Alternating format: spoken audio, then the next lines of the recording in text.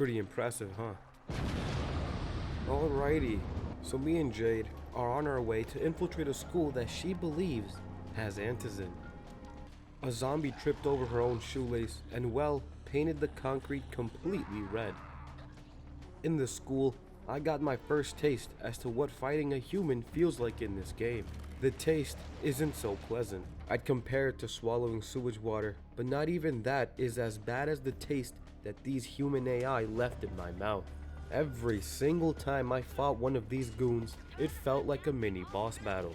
The humans, the gentlemen if you will, in this game must have taken some type of steroid before fighting me. Their bodies must have been made out of freaking adamantium or something, because the way I was hitting them should have broken at least every single bone in their body. I don't even care if this is a game. If I smash your human head with this little hammer, I expect you to fall over and die. I'd be sent to federal prison for doing this in real life. Why can't this game understand that? Why can't this game just let a hammer do what it's gotta do? I'm no doctor, but I'm almost 100% sure that a blow to the head of this caliber would at least, at the very minimum, change the way you function and process information.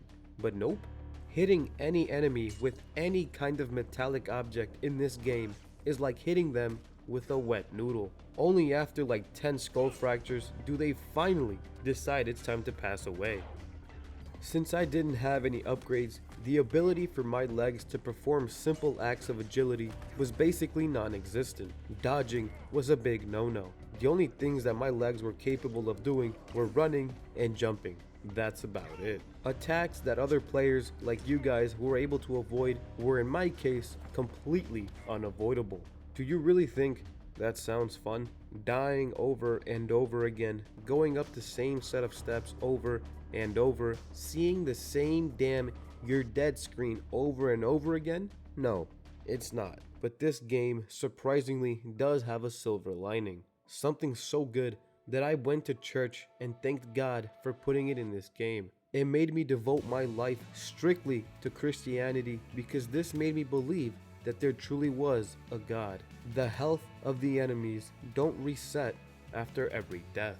This was a game changer. Although yes, I kept dying and dying, I knew that with every death, they were also getting weaker and weaker. As long as I was able to land one blow on them, just one, before dying, I knew that it was just a matter of time before they all passed away. And eventually, after an incredible amount of resets, that's exactly what ended up happening.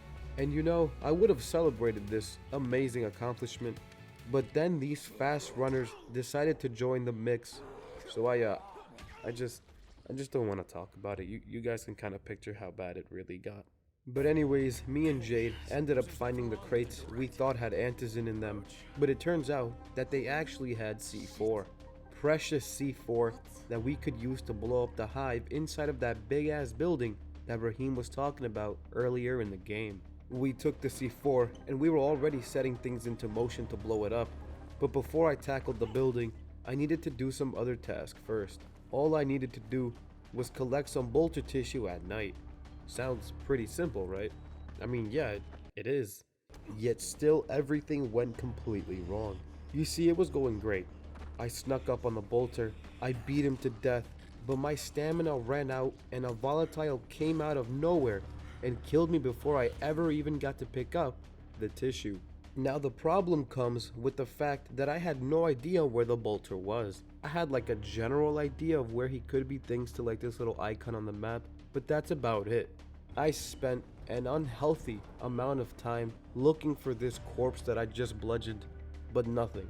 It wasn't until I somehow actually managed to pinpoint the exact spot I killed the bolter where I realized that his body just despawned. I spent the last 30 minutes looking for absolutely nothing.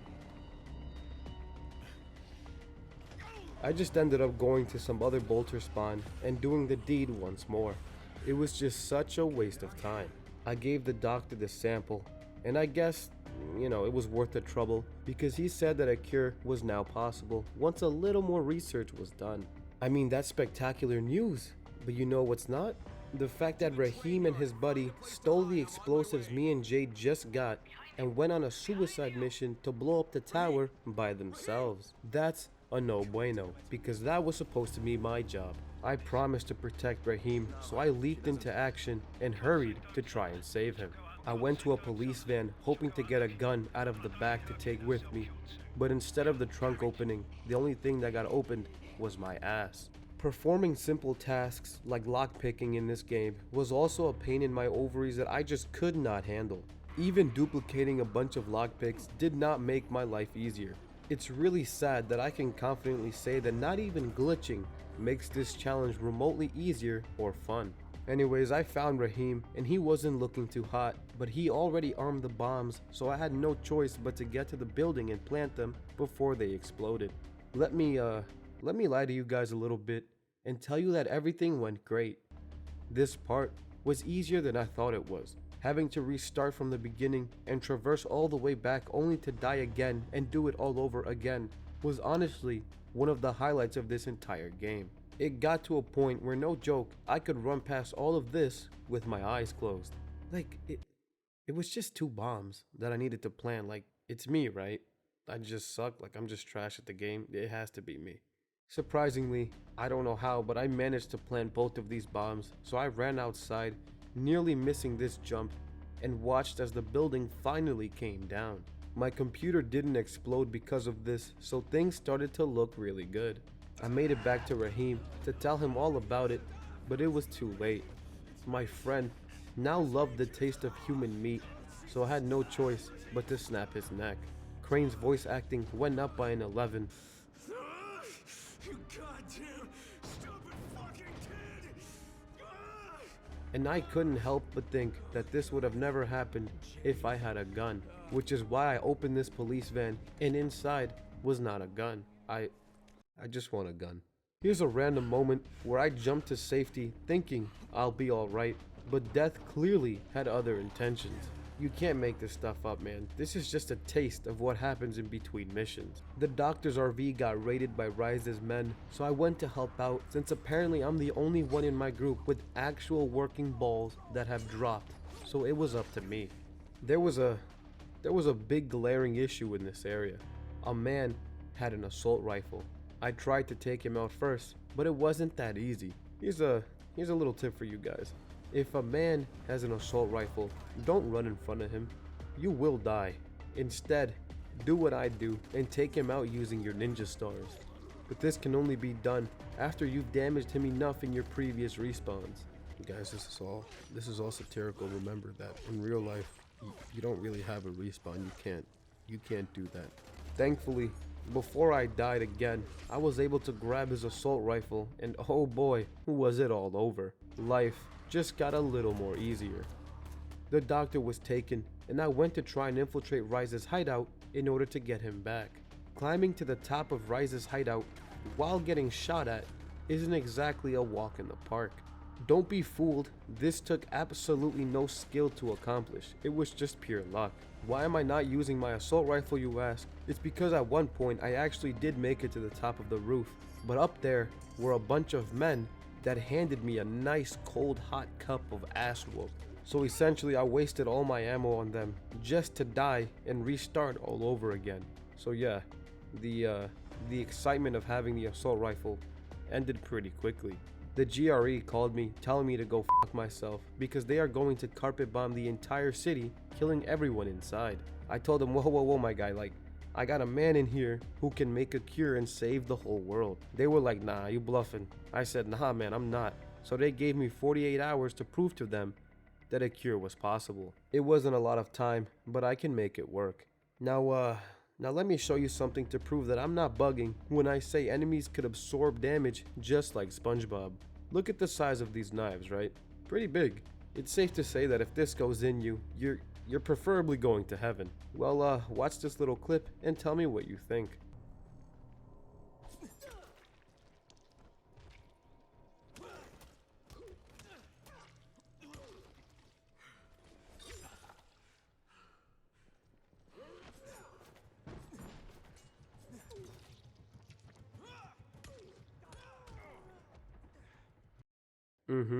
You just witnessed a man take multiple knives to the body, plus a bludgeoning, and still get up as if all I did was give him a little slap on the wrist. Well, what happens in this area is a repeat of what happened in the school. There was no running away. I had to take care of this like a man. I really don't want to talk about this since I don't want to remember the beatdown they put on me. So let's just skip to the part where I found what I've been looking for ages. I found this beautiful piece of weaponry just sitting here on a desk. Look at it. Magnificent. It was time to unleash my inner John Wick.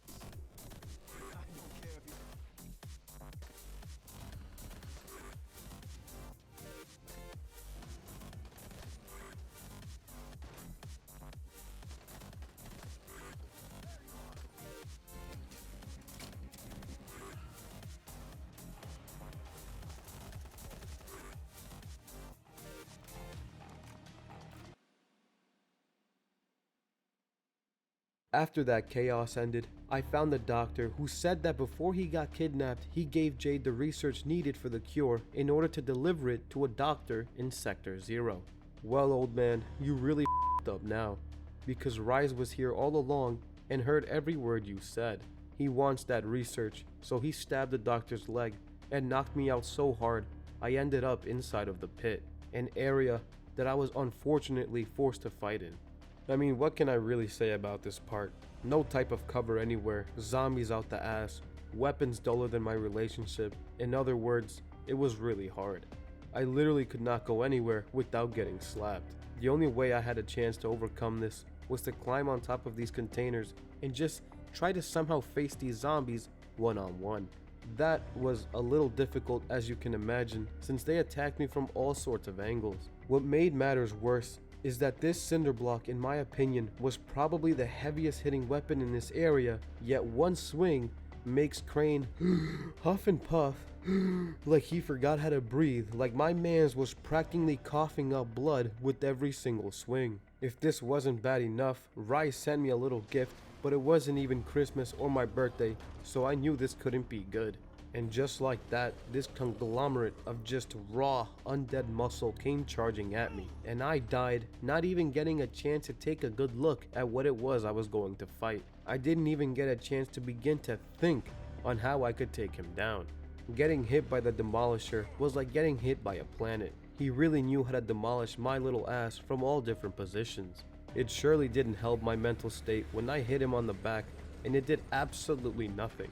No health went down, nada. It took a while, but I used this cinder block to knock the helmet off of his head, and now with its armor off, it was go time. Finally, some real damage could be done. I was able to defeat him, but only thanks to the fact that health doesn't regenerate, because if it did, I don't know, I don't think I'd be able to pass this part. Just for context, literally most, if not all of my weapons went completely dull for this part. That's how long it took. But yeah, you know, after that beautiful performance, Rise got a stiffy, so I chopped his hand off to help him drain some of that blood out of his cock, and then the doctor died. What a man. Using 100% pure luck, I managed to escape this gunfire and got rescued by Brecken. He said that Jade tried to get the research to Dr. Camden in Sector 0, but failed. The communication failed also, so there was no way in hell to contact them. It was time for me to take a trip to this so-called Sector 0, save my girl Jade, give the research to Camden, and finally put an end to all this madness. Thank you guys so much for watching. Leave a like and a comment down below, and don't forget to subscribe to keep up with new videos. Stick around for the finale, and I'll see y'all on the next one. Peace out.